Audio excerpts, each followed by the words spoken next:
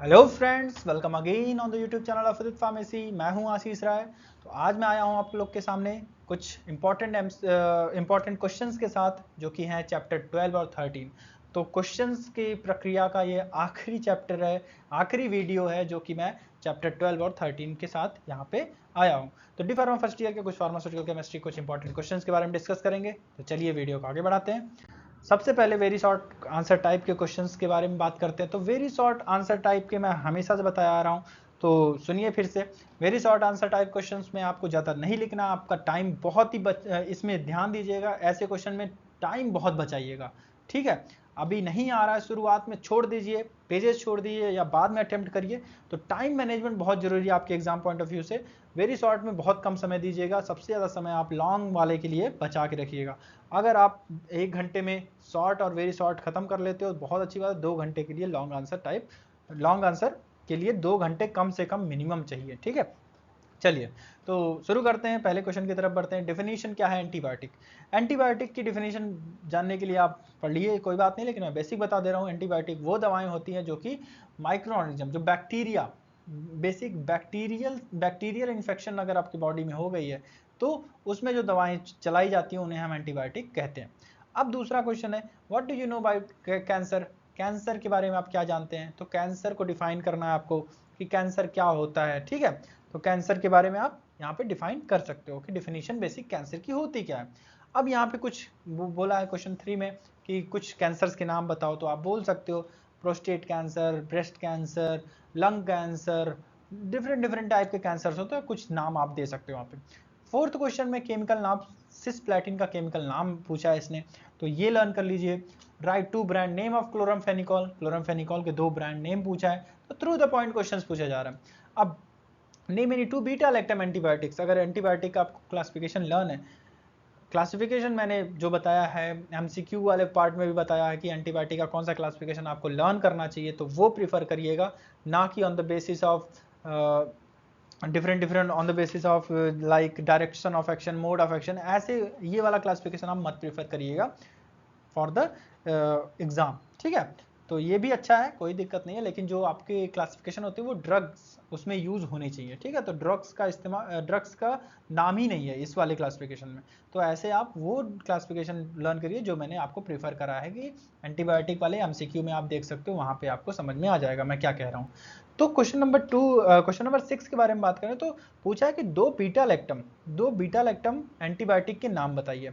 तो उस क्लासिफिकेशन के अंडर जो बीटा लैक्टम एंटीबायोटिक्स है वहां से आप 2 नाम इस्तेमाल कर सकते हो। इसके बाद question number 7, 2 drug belonging to folate antagonist. तो फोलेट एंटागोनिस्ट के अंदर जो 2 दवाएं आती हैं उनके बारे में आप लिख सकते हो। तो फोलेट एंटागोनिस्ट किसके अंदर आती हैं, सबसे पहले वो जानना है आपको। तो चैप्टर 13 एंटी नियोप्लास्टिक एजेंट्स के अंदर फोलेट एंटागोनिस्ट आती है एंटी मेटाबोलाइट्स के अंदर। तो वहां पे आप डाल सकते हो मेथोट्रेक्सेट सबसे पहले। तो 2 ड्रग जो फोलेट एंटागोनिस्ट है, तो मैं यहाँ पे लिख भी दे रहा हूँ, मेथोट्रेक्सेट के साथ साथ एक और ड्रग है जो कि है पेमेट्रेक्सेट। तो पेमट्रेक्सेट और मीथोट्रेक्सेट 2 दवाएं आपकी जो कि फोलेट एंटागोनिस्ट में आती हैं। इसके बाद बीटा लैक्टम में पेनिसिलिन आती है, तो पेनिसिलिन आती है, ठीक है। तो पेनिसिलिन जी बोल दीजिए, पेनिसिलिन्स बोल दीजिए, तो ऐसे भी आप नाम डाल सकते हो। इसके बाद draw the structure of fluorouracil. फ्लोरोयूरेसिल का केमिकल स्ट्रक्चर आपको लर्न करना पड़ेगा, कैसे क्या बनता है, प्रैक्टिस करना स्टार्ट कर दीजिए, बहुत कम समय बचा है अभी। तो अब आते हैं, very short answer type question खत्म हो गया, अब बढ़ते हैं शॉर्ट आंसर टाइप क्वेश्चंस के जो फॉर्मेटिंग है उस पर आते हैं। शॉर्ट आंसर टाइप क्वेश्चंस कुछ इस तरीके से बनेंगे कि what are antineoplastic agents, give some examples, ठीक है। तो सबसे पहले आप क्या करोगे, एंटीनियोप्लास्टिक एजेंट्स का डिफिनेशन लिखोगे, उसके बारे में 2-3 पॉइंट और लिखोगे। एंटीनियो कैंसर एंड साइटोटॉक्सिक भी बोलते हैं, एंटी कैंसर भी बोलते हैं, तो ऐसे आप बता सकते हो, 2-3 पॉइंट और बढ़ा सकते हो। कुछ एग्जांपल्स, जैसे कि अब एग्जांपल पूछा तो आप क्लासिफिकेशन यहाँ पे इनपुट कर सकते हो, या डायरेक्ट आप क्लासिफिकेशन एग्जांपल्स भी डाल सकते हो। इसके बाद क्वेश्चन नंबर 2 है, classify antibiotics based on mode of action with example. अब यहाँ पे आएगा, अगर मोड ऑफ एक्शन के बेसिस पे पूछा है तो यहाँ पे आप लिखोगे बैक्टीरियासाइडल, बैक्टीरियोस्टैटिक। उसके बाद कुछ एग्जांपल, जैसे कि बैक्टीरियासाइडल होता है पेनिसिलिन और सिफेलोस्पोरिन, और मैक्रोलीड और टेट्रासाइक्लिन होते हैं बैक्टीरियोस्टैटिक्स। तो इस तरीके से आप इसका आंसर लिख सकते हो। अब क्वेश्चन नंबर 3 है, define antineoplastic agent. Anti cancer agents को आप डिफाइन करोगे। फिर उस क्लासिफाई, फिर दूसरा इसी में है classify anti metabolite class with some examples. अब उस एंटी नियोप्लास्टिक एजेंट में एक क्लासिफिकेशन तो लर्न है, लेकिन उस क्लासिफिकेशन के अंदर की एक पर्टिकुलर क्लास पूछा है यहाँ पे कि एंटी मेटाबोलाइट क्लास को कुछ एग्जांपल के साथ आप क्लासिफाई करिए। तो बस एंटी मेटाबोलाइट को क्लासिफाई करना है, folate antagonist, purine antagonist, pyrimidine antagonist, तो इसको बस क्लासिफाई करना है, पूरे एंटी नियोप्लास्टिक को नहीं। तो ये सब थोड़ा ध्यान दीजिएगा। क्वेश्चन नंबर 4 है give structure, chemical name, storage condition and brand name of फ्लोरोयूरेसिल।